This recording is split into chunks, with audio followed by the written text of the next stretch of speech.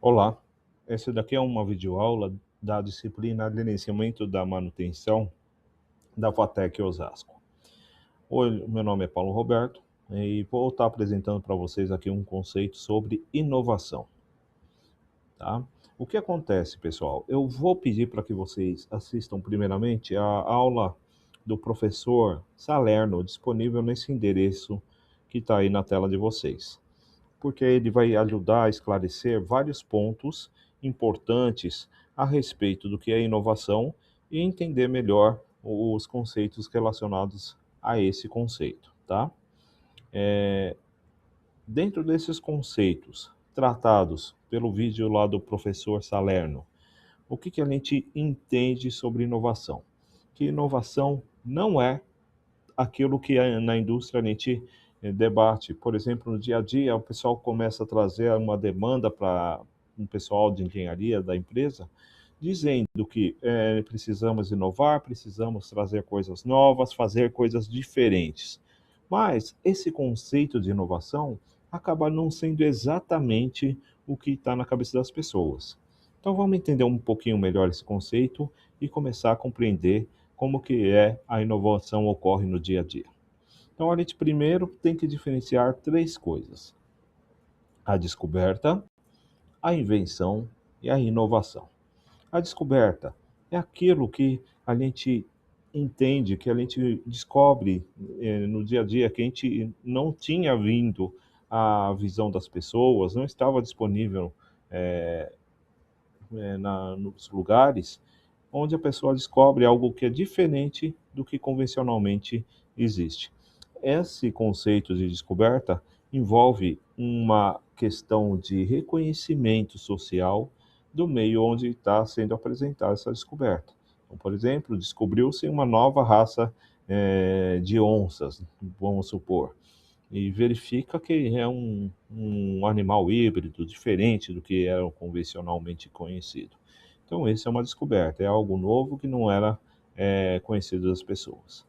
Já uma invenção é um construto, é uma máquina, é um recurso que foi inventado que traz algum benefício social para a pessoa.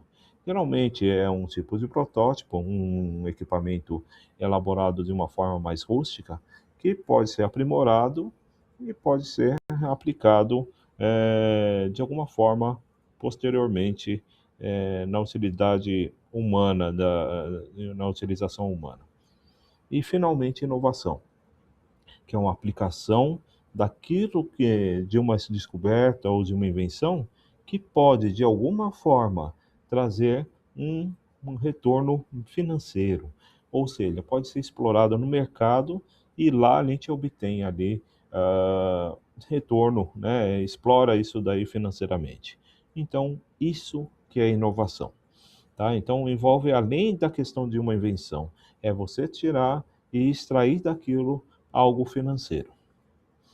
Então, como é um fator, é um conceito econômico, também tem a questão social relacionada a isso, tá?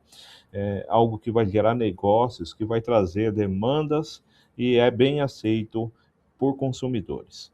Então, são novas ideias, novos conceitos, novos processos que podem ser diferentes do que convencionalmente eram feitos e trazem, então, algum retorno financeiro. Então, isso é inovação. Na prática, o que nós temos apresentados como inovação? Então, alguns produtos, como por exemplo o telefone celular. Eu sou da época que o telefone celular nem existia, né? Nós éramos acostumados a telefones fixos que eram localizados em lugares. Você precisava fazer uma ligação, você ia até um orelhão e pegava ali o telefone e fazia uma ligação com discada ou teclada. Ou também sou da época que não havia eh, disponibilidade de telefone para que todas as casas tivessem um telefone.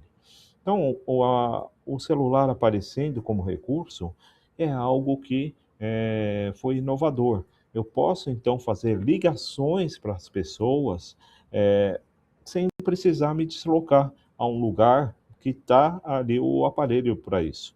Não preciso ir até a casa do vizinho e utilizar o telefone dele fixo. Dentro desse aspecto, então, com recurso no bolso, eu posso fazer uma ligação para quem eu necessitar, para quem eu quiser, de forma bem mais fácil e mais tranquila. E, além disso, o celular que a gente tinha virou smartphone. Isso é uma grande inovação também da própria inovação que foi o celular na época.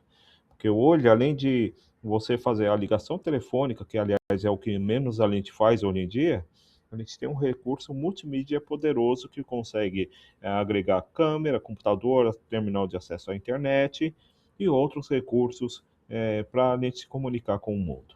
Então, foi um grande modelo de inovação que a gente tem na prática da nossa atualidade.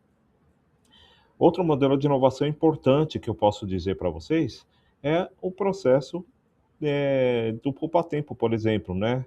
Um serviço, um processo público, né? O que que é importante entender? No passado, quando eu era criança, por exemplo, eu fui tirar o RG, eu fui lá no centro da cidade, na Estação da Luz, próximo lá tinha o instituto que, onde a gente fazia ali o RG. Com isso, você passava praticamente o seu dia inteiro processando aquele RG, fazendo todo um processo, passando por apresentando documentos, levando fotos. Cada setor era muito burocrático o processo, fazia coleta das digitais, né? E fazia todo esse processo burocrático que levava praticamente o dia inteiro. Além de pagar algumas taxas em banco, que eram filas enormes, tudo isso é muito burocrático, muito tempo se gastava. O Poupa Tempo já inovou nisso. Hoje em dia, você pega um celular, faz agendamento do seu serviço e ainda é um pouco demorado, leva algumas horas lá para você executar, por exemplo, tirar um RG. Mas com o tempo que era, isso diminuiu absurdamente eh, a questão que você tinha de gasto de tempo. Você consegue fazer todo aquele processo burocrático com a foto, eles mesmos tiram a foto, eles tiram seu digital sem precisar sujar suas mãos, que eram algo do passado, e você tem locais organizados para atender aquela demanda de pessoas. Então, isso daí é um exemplo na prática de um processo que recebeu uma grande inovação. Outro modelo de inovação é o modelo da Netflix. Tá? No passado, quem estava acostumado, queria assistir um filme, tinha que ir até uma videolocadora, verificar lá se tinha disponível o filme. Muitas vezes as locadoras eram pequenas, tinham somente uma ou duas fitas cassetes daquele filme que você gostaria de assistir. Era compartilhado entre todo aquele público que usava a videolocadora e era uma disputa enorme para você conseguir um filme, né? E além disso, o catálogo estava muito dependente do que a videolocadora tinha ali disponível no espaço dela. Hoje em dia a gente tem o acesso da videolocadora via streaming, tá? A gente acessa lá uma Netflix da vida, uma Globoplay, né? Apesar que o Globoplay não é referência, mas uma Paramount, uma Disney Plus, e consegue acessar filmes, uma imensidão de catálogos ali de filmes que podem possibilitar ali o entretenimento necessário. Então, o modelo Netflix é muito importante na prática porque ele é, fez uma mudança de como você assistir o filme na sua casa, sem precisar se deslocar até um local para pegar aquele filme, tá? Mas isso a gente vai rever numa outra aula. E por que as empresas devem inovar? Inovar não é uma opção, é uma necessidade das empresas. Por quê? Elas precisam se manter competitivas. Hoje em dia, a competição não está somente dentro do país. A gente tem uma competitividade internacional. Você vai fornecer um produto, muitas vezes você está competindo com a China, com os Estados Unidos, com a Alemanha. Então, é muito importante a empresa ter disponibilidade de se inovar, mudar os conceitos dos seus produtos para conseguir atingir os públicos e ganhar dinheiro com isso. Outro ponto importante é aproveitar oportunidades. Essas tecnologias criadas, elas não necessariamente têm que ser criadas em algo novo para ser explorado como inovação, mas eventualmente usos diferentes daquilo que convencionalmente eram utilizados, tá? Então, por exemplo, oferecer um determinado produto para um segmento onde ele não é explorado, tá? Então, é algo que é de suma importância e é uma inovação, tá? Outra questão, crescer para aumentar receitas, reduzir custos e expandir negócios. Aqui a gente está falando de processo. Quando a gente faz uma inovação de processo, você tem possibilidade de fazer a empresa ter processos mais dinâmicos, formas mais baratas de produzir algo e conseguir, então, essa competitividade, ter possibilidade de crescer e expandir seus horizontes. Então, é muito importante para a gente toda essa questão relacionada com, eh, com a inovação. Então, a inovação também não é sorte, tá? A inovação é um trabalho sistemático. A gente vai estar atuando dia após dia sobre aquilo, trazendo processos, revisitando produtos, analisando como é feita as coisas, para você transformar, sair de um parâmetro e mudar para outro, tá? Não é algo fácil, tá? Muitas vezes as pessoas têm dificuldade em inovar porque elas estão habituadas a achar que é necessário você criar algo muito diferente do convencional para conseguir obter isso, né, a inovação. E não é isso. A gente fazendo pequenas modificações, a gente consegue trazer algo novo e fazer a inovação ir acontecendo. Exige também a forma de organizar e gerenciar a inovação. Para isso, as pessoas têm que ter procedimentos, têm que estar analisando o processo como um todo e organizando as ideias para que elas saiam como inovação. Exige estratégia, alocação de recursos e indicadores.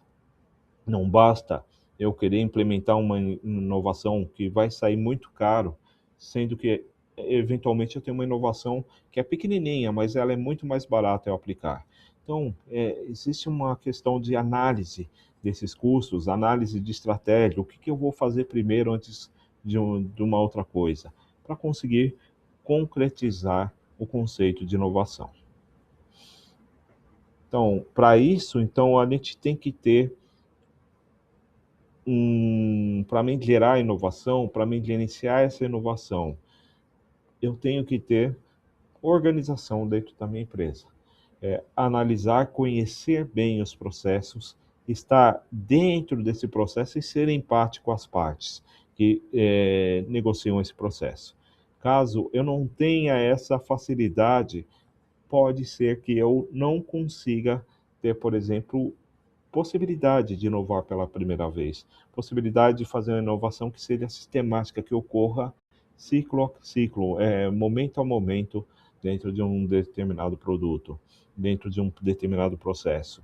Então, é necessário que as pessoas se comprometam com isso, com o ciclo de inovação e apliquem isso no seu dia a dia. Vamos estudar o exemplo de Alexander Fleming, tá? Que em 1928, ele, com suas amostras de bactérias, ele observou que um determinado fungo que sofreu ali uma das suas amostras não deixava que as bactérias crescessem dentro da amostra.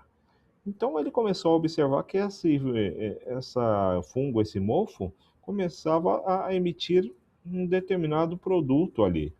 Ele verificou então que a penicilina era esse produto que o mofo emitia e que matava os fungos, não deixavam eles se multiplicarem. Ele matava as bactérias, desculpe. Dentro desse aspecto, então, Alexander Fleming, ele não foi a pessoa que inovou, ele fez uma descoberta. Porém, quem foi que inovou? foi a indústria farmacêutica que verificou a necessidade de usar a penicilina como um recurso, um remédio para combater fungos durante a guerra, tá? A guerra mundial foi aplicado massivamente a penicilina e começou a ver que efetivamente trazia bons benefícios. Então a indústria começou a explorar isso financeiramente. Então quem inovou foi a indústria farmacêutica. Segundo caso, o caso do forno micro-ondas. O engenheiro Percy Spencer, em 1945, observou que uma barra de chocolate que estava no seu bolso se derreteu quando ele estava manipulando um determinado forno que ele fazia testes. Então ele começou a ver que, na verdade, não era um forno ainda, era um recurso ali que emitia ondas, né, eletromagnéticas. Então ele observou que essas ondas podiam aquecer alimentos. Ele verificou isso, porém ele não explorou financeiramente. Quem foi que explorou isso daí? Foi uma empresa chamada Raytheon. Tá? Essa Raytheon começou a produzir esses fornos. Só que ela, apesar de ter inovado, não conseguiu tirar o máximo do produto, porque eram fornos grandes, muito caros, tá? Então, eles trouxeram a novidade, alguém no futuro pegou essa novidade e começou a explorar ele, diminuindo o tamanho dele, trazendo melhores funcionalidades, com mais segurança, com mais qualidade. Então, aí sim, foi um caso de inovação que ocorreu no futuro. O grafeno também é outra inovação, só que é uma inovação bem que ainda também não pegou no mercado. Está naquela fase do forno micro-ondas, que tem algo grande que não é fácil de produzir e você conseguir. O grafeno, os cientistas, em 2004, cientistas André Gleim e Konstantin Novoselov, eles isolaram uma camada de carbono que se organiza em formato de hexágonos, tá? Essa camada foi obtida de um destacamento de um simples barra de grafite, tá? E com isso, eles começaram a ver que as propriedades mecânicas desse material é muito poderosa. E isso trouxe então para eles um horizonte enorme para aplicações no dia a dia. Muitos de vocês trabalham na indústria e sabem que está sendo explorado isso de forma massiva para tentar fazer uma produção de larga escala e obter os benefícios desse material. Só que ainda é um material muito caro de você conseguir, é necessário você produzir ele em lugares muito específicos para você conseguir uma deposição suficiente para uma aplicação adequada. Então, é um outro caso que a gente tem aí disponível, porém não é tão viável atualmente. O último caso que eu vou mostrar para vocês é o GPS, que é esse sistema de posicionamento global que a gente obtém as localizações aqui no nosso celular no dia a dia. O que acontece com esse sistema? Ele foi algo incorporado pela engenharia militar dos Estados Unidos. Eles geraram isso para fazer a geolocalização em cima do planeta, para lançar mísseis e localizações específicas para pousar aviões, esse tipo de coisa. Os Estados Unidos começaram a entender, então, que era benéfico abrir isso para o mercado, porque disponibilizando a geolocalização para o mundo, poderiam ser explorados os produtos que eles desenvolviam com esse tipo de sistema incorporado. Então, eles acabaram ganhando com as tecnologias que usam isso daí associado. Não que eles não tenham ainda o domínio sobre o GPS, tá? Não foi para domínio público. Se eles necessitarem, por exemplo, gerar uma nova guerra, eles podem fazer com que o sistema deles fique com uma boa acuidade de precisão em determinados pontos do planeta e diminuir a precisão para o restante do planeta, tá? Eles têm ainda o poder sobre esse sistema, mas sim, eles utilizam de forma aberta para tirar vantagem financeira disso. E aqui fica o final da nossa apresentação. Eu acredito que tenha ficado claro para vocês. Se tiverem dúvidas, podem me procurar, tá? Seja através aí do chat, ou através aí da nossa área de trabalho lá no Classroom. E fico à disposição de vocês, tá? Muito obrigado pela atenção. Tenham todos um bom dia, uma boa tarde, uma boa noite.